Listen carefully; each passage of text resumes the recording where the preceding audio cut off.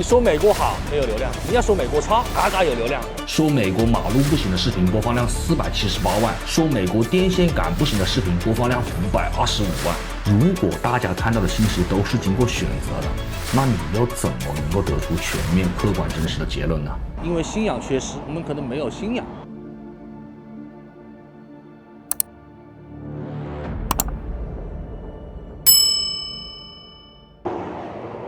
现在是在罗兰港，今天去幸福小串，今天见了一个我是他粉丝，一个国内的一个抖音博主，今天正好在美国，然后他是在国内从事这个法律行业，然后今天我正好过来可以跟他采访一下。感谢我们的黑袍律师可以接受我的采访。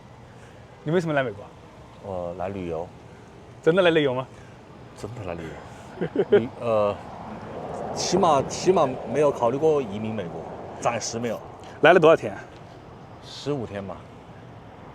那你走了挺多地方，有什么感受吗？我首先觉得这个基础建设好像比国内差一点。比如说我去那个1号公路啊，它晚上居然是没有灯的。但是也有很多好的地方，比如说这个开车的人均素质，我是不是觉得比国内好的？因为我看到应急车道吧，在堵车的情况下居然没人超。那国内呢，你不要说了，是不是？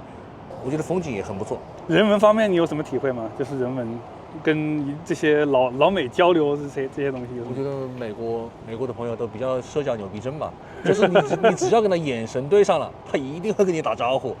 我的眼神都不敢跟他们对。我知道你在国内的这个平台抖音上也有50几万粉丝，你为什么那个时候想要做这个抖音平台这个自媒体？我最开始做抖音的时候，纯粹是因为我觉得网上的同行讲的不好，不够客观。我不是为了赚钱的目的去的，所以我取名，我当时取的是黑袍，我不是用真名，我没有想过打自己的广告。如果可以的话，我当时甚至都可以打个马赛克或者戴个头套出镜，我是这么想的，但是不允许。你可以举个例子吗？是哪些点？有的同行啊，他话是说一半的，他比如说这个保全，他跟别人说，哎，这个财产如果你觉得怕别人弄掉的话，你可以做一个财产保全，但是他不会告诉别人，做财产保全的话，你要提供担保。你这个话为什么不说全呢？对不对？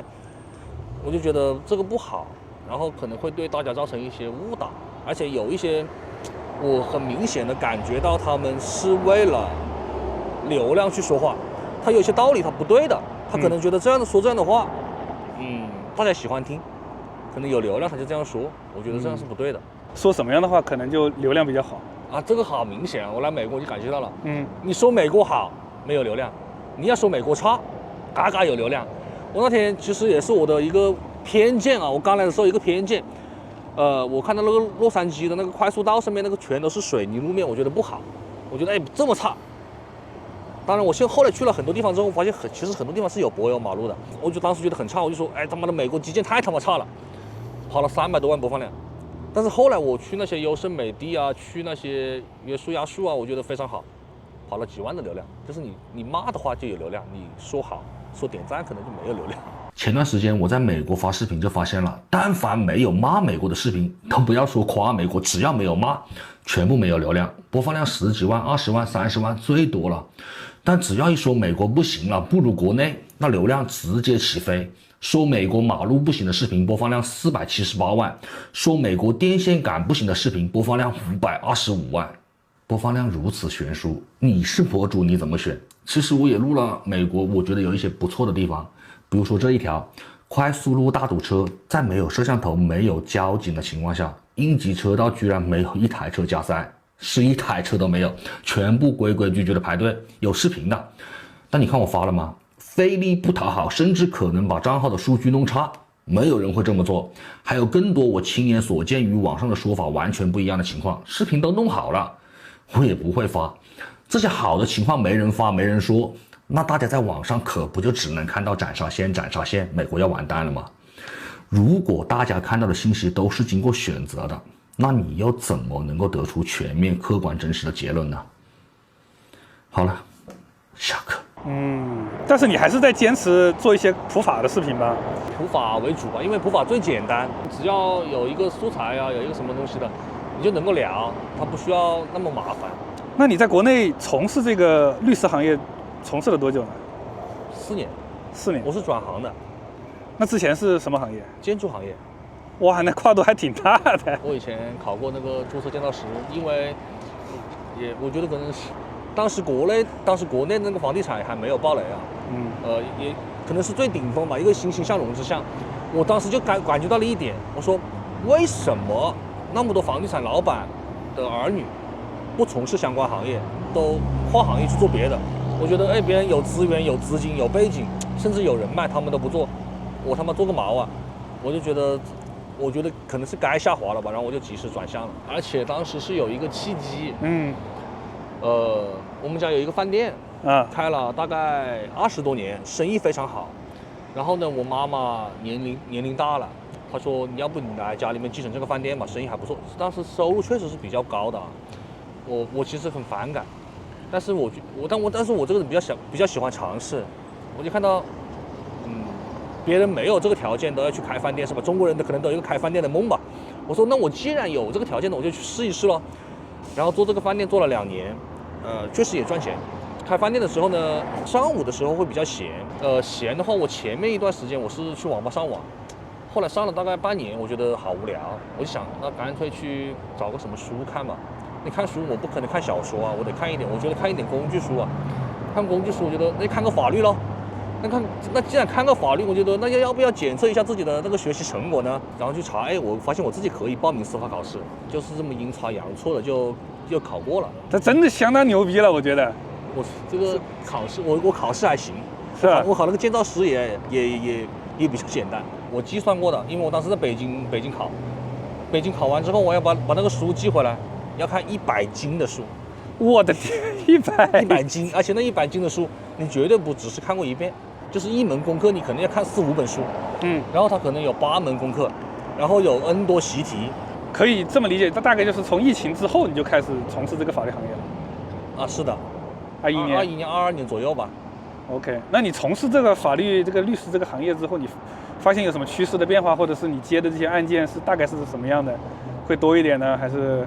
我了解的情况是，案件量是逐年攀升的。从法院那个立案的程度来看的话，他以前可能3个月能立案，现在可能4个月、5个月，可能案子越来越多。其实大家可能觉得案子多就很赚钱，不是这样子的，朋友们。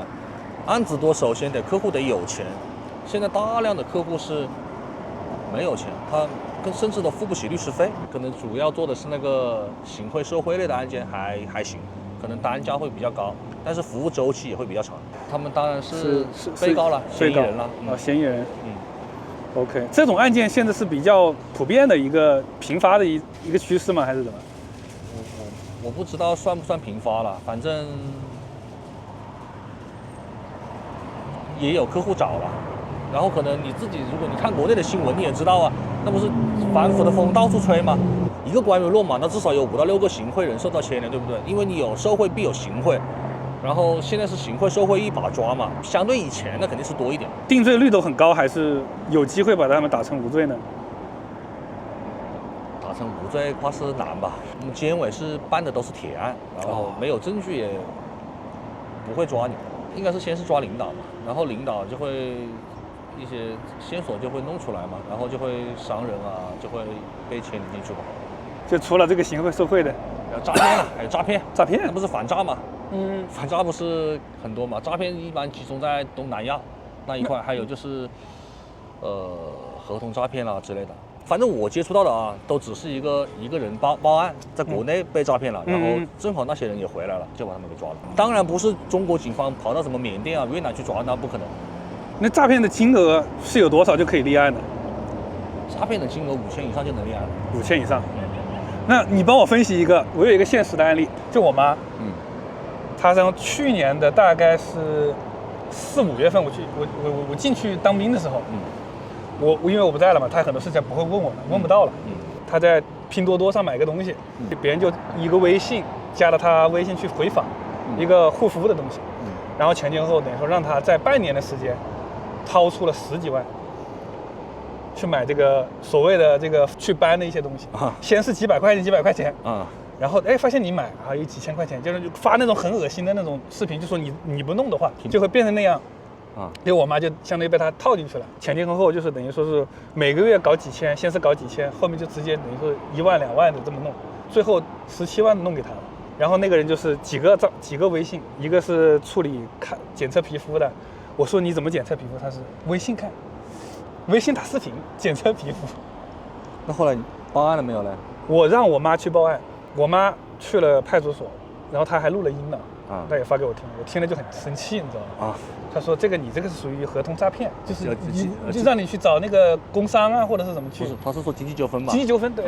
她说她不立案，然后打电话也是打电话110啊，也不处理，反正就是跑了几个地方，发现没有办法。那这个应该算是诈骗，只是说是不是公安机关他不愿意弄这个玩意儿，或者是影响他的这个破案率呢？那个东西的价值大概是多少呢？价值很便宜，几百块钱。就后面发的那种买了几万块钱才发过来就几百块钱。其实诈骗法条我要是没记错的话是刑法266条，它其实很简单，就是虚构事实，骗取你的财产处分。有没有虚构事实？首先你看，第一，你母亲的那个皮肤有没有问题？第二是那个产品这个价格是不是过于虚高，就是拿个一次充好啊之类的东西，是吧？这个东西立案，我觉得立案它是首先它是能够立的，是吧？因为你不去调查，你怎么知道有没有这里面的情况呢？你没有调查，你就下这个仓促的决定，我觉得是不合适的啊。我只能说，可能不同的地方，就是同样你母亲这么一个案子，在中国不同的地方，它可能有的利，有的不利，它不是一个绝对的事情。所以我们律师他其实还有一部分的业务呢是做那个立案，你就是我们认定它是刑事案件的情况下，然后警方不立案，我们可以帮助当事人去立案。如果最终也不能立案的话，还可以走那个刑事自诉。想让警察去立案嘛，然后立了案可以把那个钱冻结，就是说可以挽回一点损失，缓回一点损失。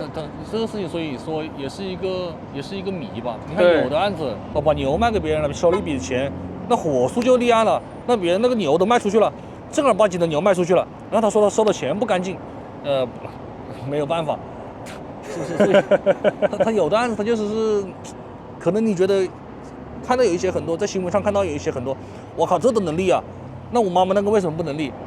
但是你不能这么比，因为它每个地方不一样，而且每个民警也不一样，对不对？其实国内对于反诈这一块，我觉得已经非常非常重视了。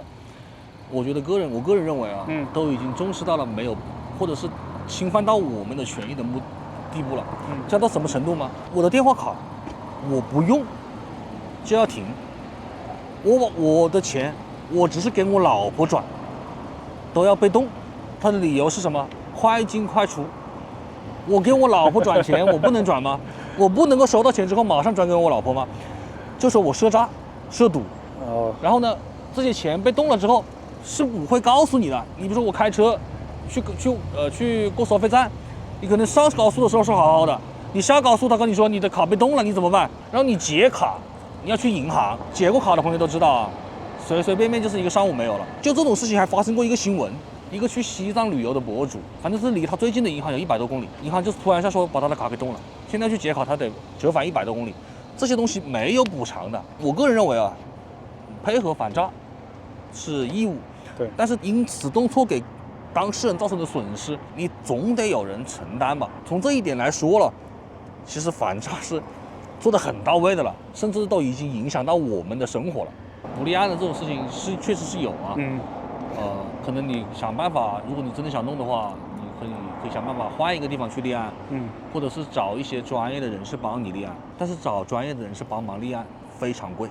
假如我找你立案的话，这个案子我们办过的，当时我们是第3批律师，第一个律师收多少钱我不记得了，客户跟我说的嘛。他第2批律师收的是2万，办了半年没有立下案来，然后我们收的是8万，我们以15天就把这个案子给立下来了。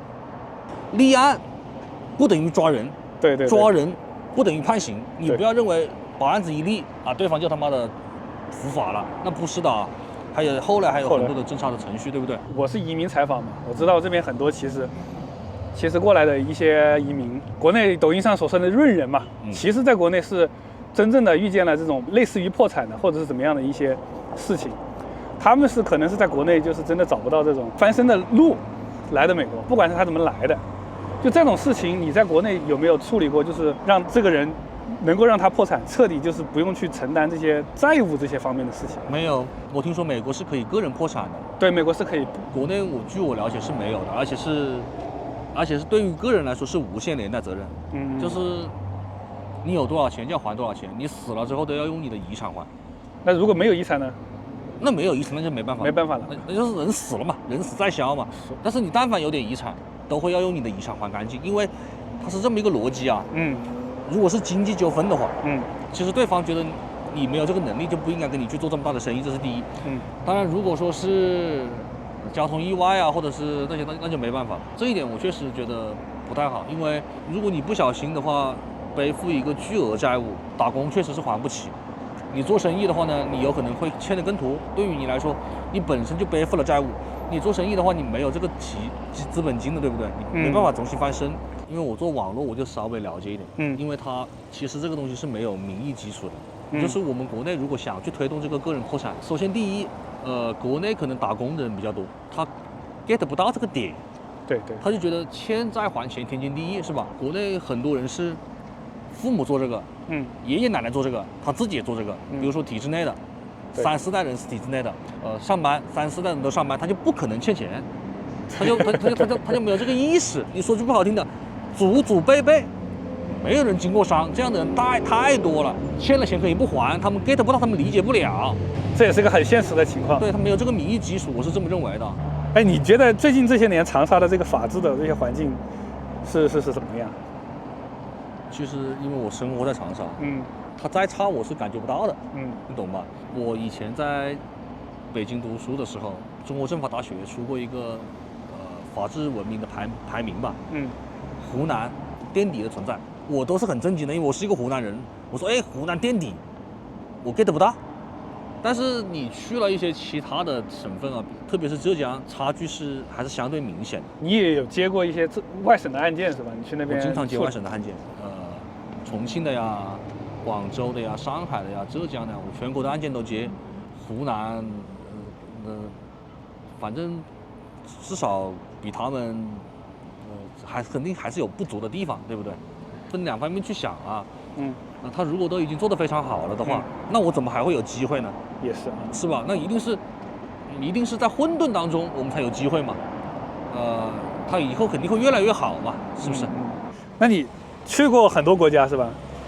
我去过欧洲，去过新西兰，去过日本，去过韩国，然后这次来了美国。哪个国家你觉得印象最好，或者是更适合你在那里玩得开心？日本它是第一基础设施很到位，虽然日本人也蛮多啊，但是它景点的人并没有那么多。我去富士山的时候，起码我拍照的那个点位没有人的，是很奇怪的啊。还有日本我觉得蛮好，所以我去日本我1年之内我去过4次，而且它的饮食习惯跟国内非常接近嘛。美国吃饭它是能踩到坑的，但是在日本吃饭我觉得是踩不到坑的，你随便去一个店它不会让你失望的，而且服务很到位。问一个私密的话题，未来有没有考虑过到外面来移民或者怎么样？其实现在是人类命运共同体啊，我这个职业肯定是不能够移民的，因为当律师的话，这在中国当律师的话必须是中国籍，所以我暂时这个问题我就不回答了吧，它比较私密。我觉得出去生活跟在国内生活，对于个人来说，你就尊重自己的选择吧，然后怎样对自己的发展更有利啊，对自己你就怎么选择，然后。出去或者是在国内，不代表你不爱国，是吧？很多人说，哎呀，人不爱国，那没有这么回事儿。首先还是得考虑自己，然后在国外也不耽误爱国啊，爱国华侨是哪来的嘞？对不对？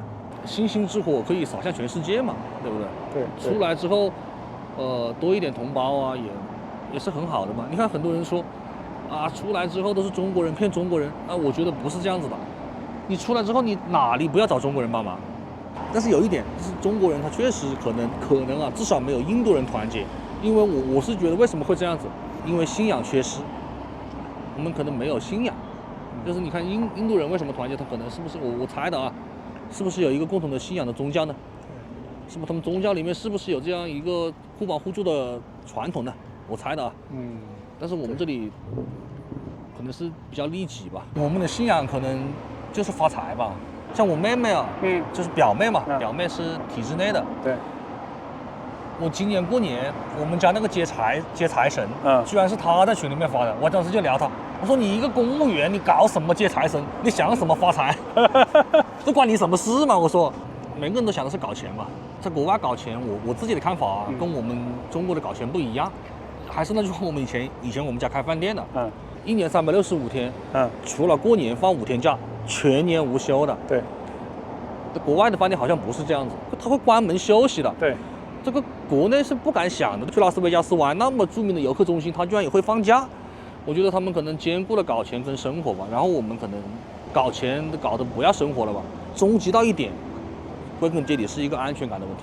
为什么我们当时搞饭店，我们一直搞不放假？因为我们觉得那段时间可能赚钱，然后可能以后赚不到钱，可能赚不到钱的话，生活会比较惨，是一个安全感的问题。如果我们能够福利很好啊，或者是，其实每个人不会那么平等，没人不是傻子，是不是？我一生我就过一辈子，就活几十年，我当然得生活了，对不对？我赚钱的目的就是为了生活，到底是在国内生活还是在国外生活？我觉得得分人，看你是哪种人。如果你是有一定实力的人啊，那肯定是在国内生活的舒服，在国内消费的。那毫无疑问是吧？你可以用更低的钱获得更好的服务、更周到的服务。但是相反的，这就对于这个打工的朋友不是很友好的。打完之后我就问他们，我说师傅，你大概一个月赚多少钱？他们跟我说，大概一个月到手可能8000吧。这个是要怎么做到呢？首先一个月30天，至少得开26天以上。其次每天至少开8个小时以上，甚至10个小时，然后赚个7、8千。这个工作7、8千低不低呢？我觉得也不低，但是这个工作它有一个问题：第一是消耗健康，第二是没有任何的成长性，甚至10年之后被 AI 取代，你没车可开。如果你前期的工资低，我觉得正常的来说是应该你后期是要有一个成长性的。没有成长性的话，就应该工资高。这一点我在美国没打车，我不知道，但是在日本打车我打了，随随便便打一趟车就是100人民币，而且我觉得收入是相当得体的，相当高的，包括它比日本普通的工薪阶层的工资可能都要高。我问他为什么你们日本开车收入这么高，都是老年人在开。我问他们，他告诉我，因为年轻人觉得开车不体面，他们都已经考虑到体面不体面的问题了。我们这里多少研究生在开滴滴啊，可能日本人也比较爱面子吧。国内如果是开车收入这么高，那年轻人还轮得到你老年人开啊？其实我抖音我做的越多，我是越恐惧的。因为我看到近1年来很多大 V 啊，我觉得是罪不至死的情况下，可能是有一些私德的问题，有些人可能是触犯了一点法律啊，甚至有些人可能没有触犯任何法律，就是一句话说错了，什么价值观不对，他的号就给封了。